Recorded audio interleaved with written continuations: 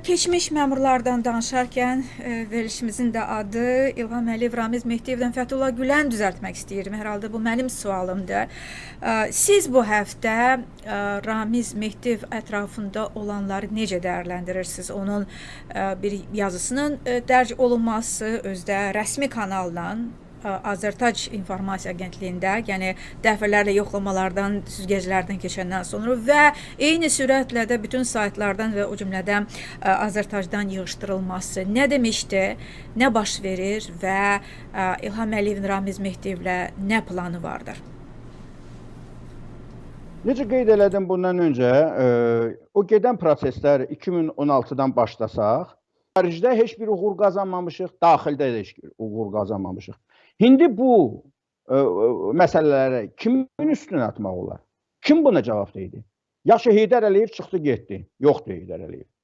2013-dən bu yana İlham Əliyevdir. Buranın pisdir, yaxşıdır, bəyənirik, bəyənmirik, qəbul edirik, etmirik, İlham Əliyevdir. Amma məmurlar eyni insanlardır axı, əksəriyyəti. Başda Ramiz Mehdiyev olaraq. Deməli, bundan öncə də Heydər Əliyevin vaxtında kim bu Xarici İşlər Nazirliyinin müdiri olub, yəni ki, Heydər Əliyevin gözü, qulağı, vuran əli, həyata keçirdən bu siyasəti Ramiz Mehdiyev olub da, yəni ki, administrasiya rəhbəri eləyir bunu. Və 2003-dən də bu yana bu olub. Amma indi görünür ki, 2003-dən bu yana biabırçılıq olub Azərbaycanın daxili siyasətində də, xarici siyasətində. İndi bunlar 2016-dan güya ki, reformalar etmək istəyirlər. Və ələxsus bu reformalar söhbətləri, siz bilirsiniz ki, son 1-2 il ərzində daha da belə güclənib.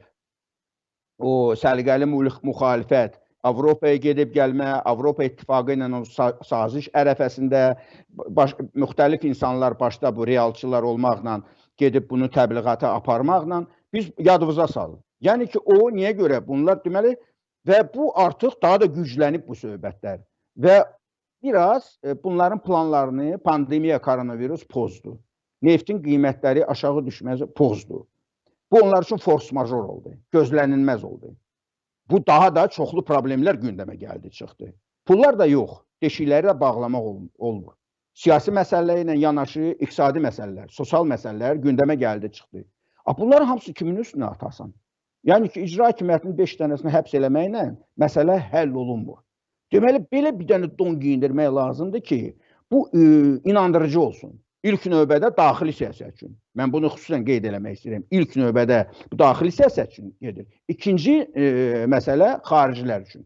Nə qədər bu bacarmaq olar. Özdə mən sizə deyim ki, Rusiya üçün bu etmirlər. Xarici nəzərə alsaq, mən bunu deyim ki, yəni qərb ölkələrini deyirəm.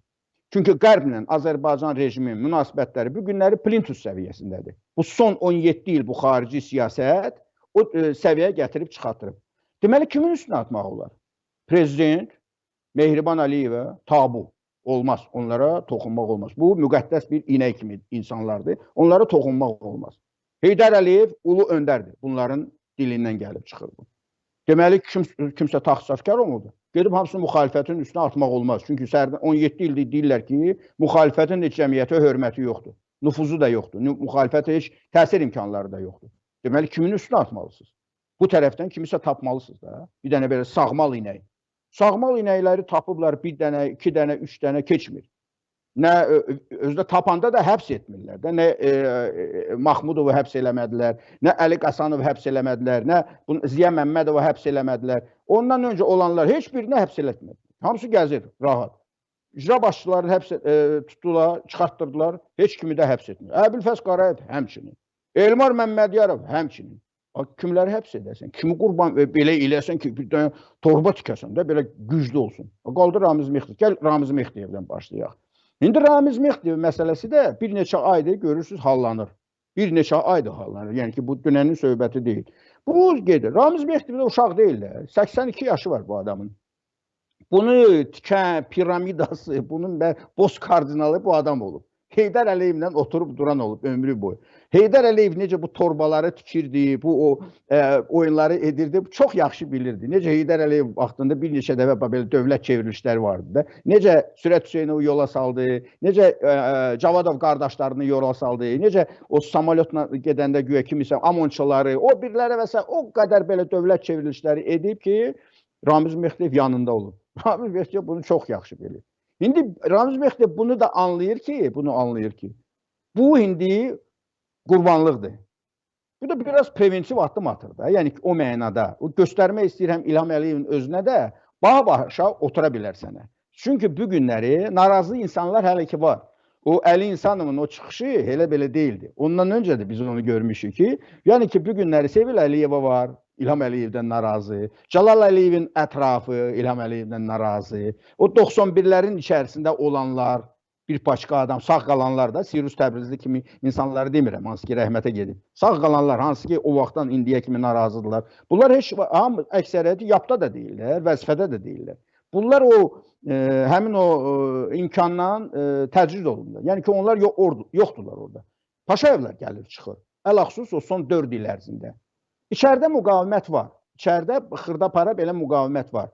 Bu klanlar toqquşması da hələ ki deyil. Hələ ki bu da yoxdur. Çoxları bunu danışır. Hələ ki bunu biz hiss eləmirik. Çünki hələ ki belə açıq-aşkar münaqişə də baş vermədi. Çünki Ramiz Mehdivi də tutub həbs etmirlər. O biriləri də həbs etmirlər.